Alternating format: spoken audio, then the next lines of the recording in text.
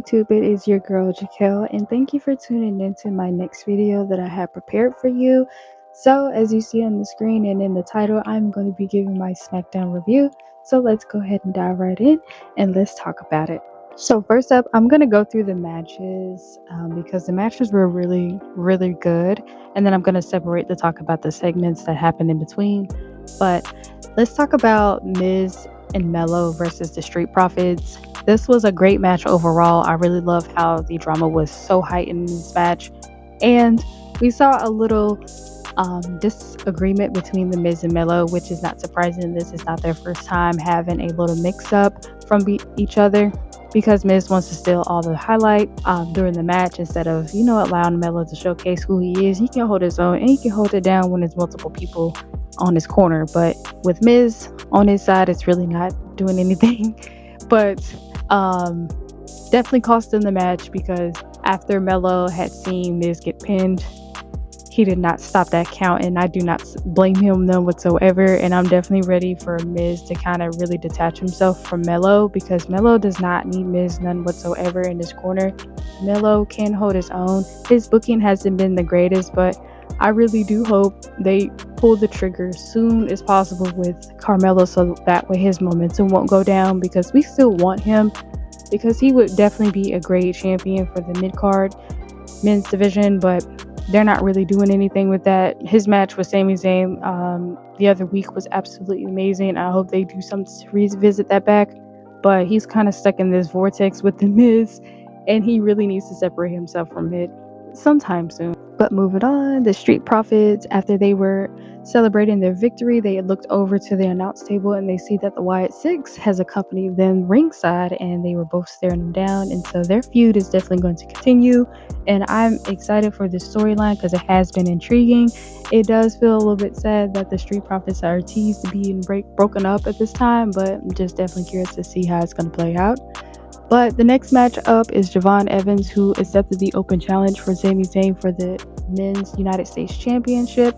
And this was a phenomenal match. I'm not surprised, because these are both great talents, and Javon is absolutely on fire on NXT, and he always has phenomenal matches, and I'm always intrigued that he's in the ring. But of course, once he did lose, I did not like the Blue Thunder Bomb being the end move. He could have just haluva kicked him and that was it. But of course, ringside Briggs clothesline Javon Evans, and their feud is still brewing. But Josh Briggs still feels like a filler right now, so hopefully they'll do something with him. I do like Josh Briggs, but at the same time, at this point, he just feels randomly inserted.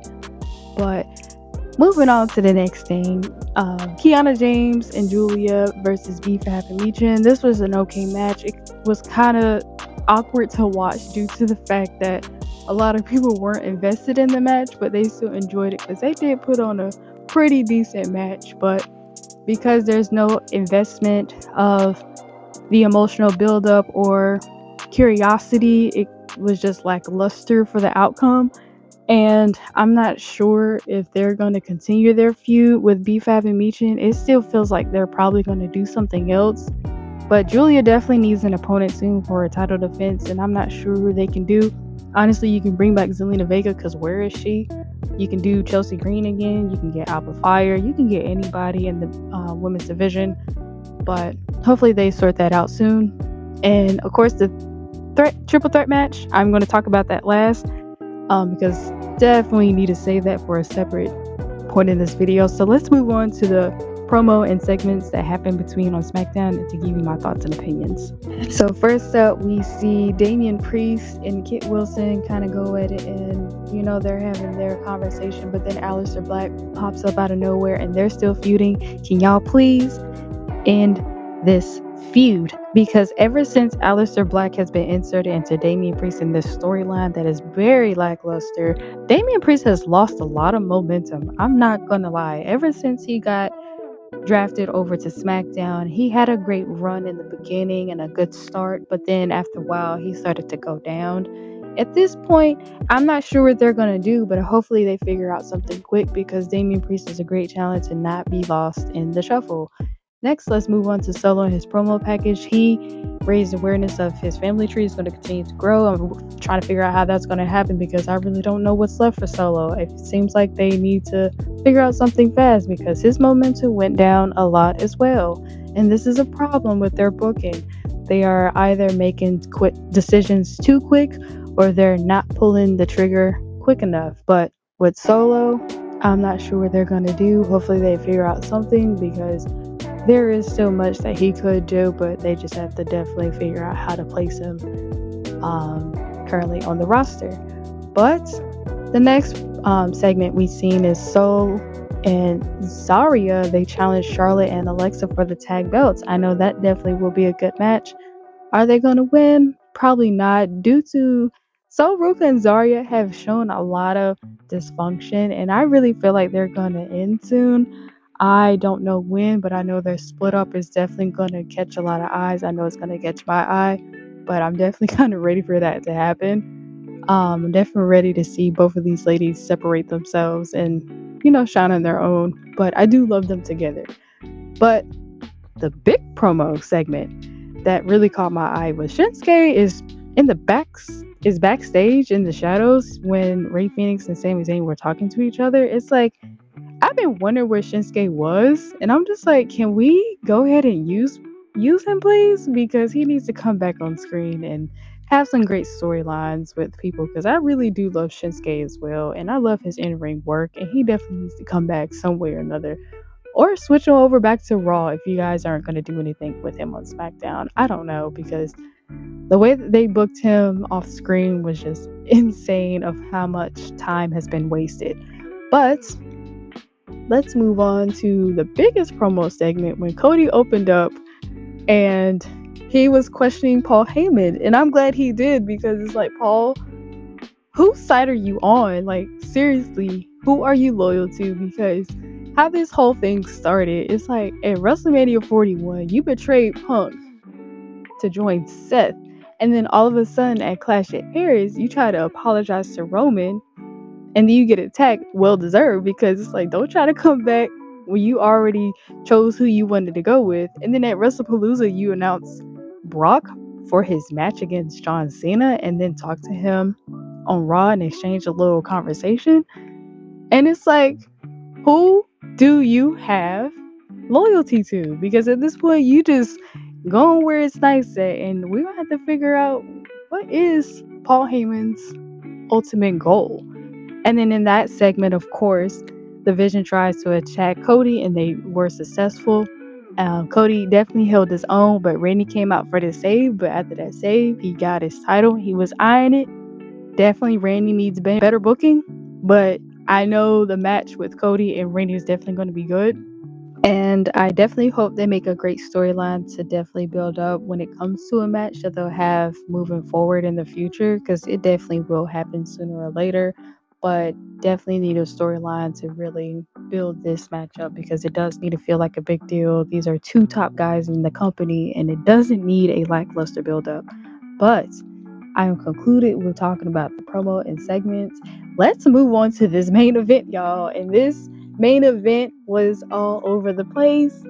The match itself was all right. It didn't feel as smooth when I was watching, but halfway through it started to pick up, especially when Jade was giving her offense. I felt like her offense kept getting stopped most of the time, and it's just like, can Jade get her spots in? And when she did, the crowd was really behind her a lot, and it definitely was Jade time. It really was. And that spot that she got knocked into the stairs, when Nia pushed her, that was absolutely brutal to watch, because on her Instagram page, her eyebrow is busted open, like the top of her head is just like, whoa. That was a mean bump. But I definitely got chills when she said, "This is my time." And I was like, it is. Like, that was a moment that Jade really needed it. But unfortunately, she did not. Tiffany got the one. But at the end of that match, that botch spot, I really don't understand what went wrong there. And what it looked like, it was a last second decision that the ref had to call.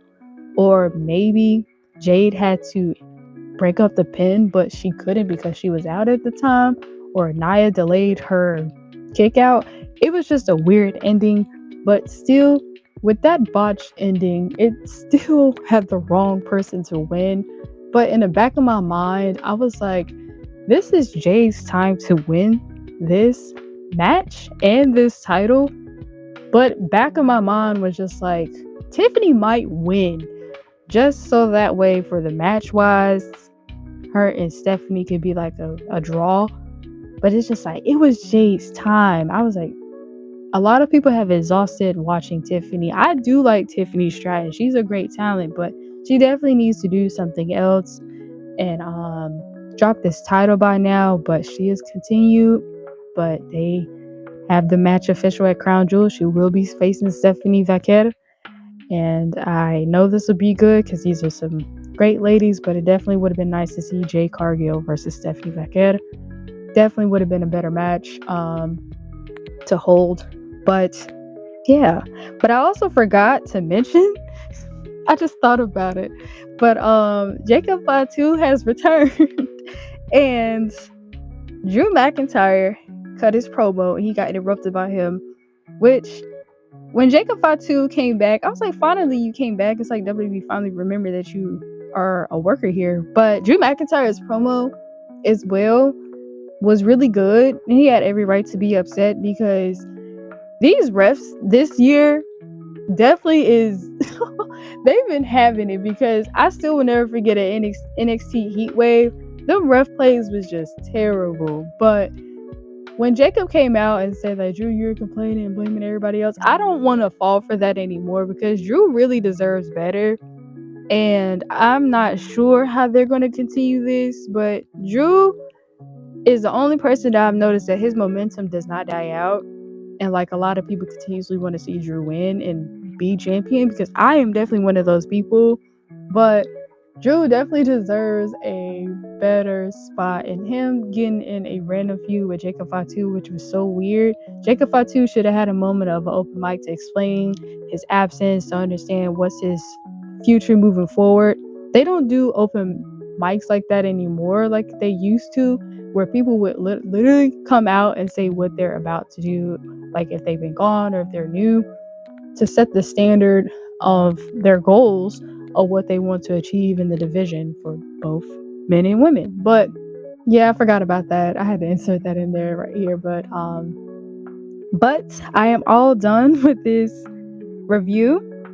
I definitely hope you guys enjoyed this topic, and I definitely want to hear your thoughts and opinions, so definitely leave them in the comment box below so I can engage with you to think about what you thought about SmackDown. And I hope you have a great rest of your day, and I hope that you tune back into my channel once again.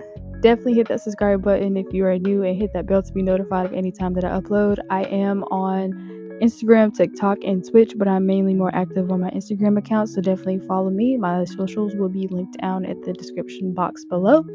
But other than that, you have a great day. God bless you, and peace.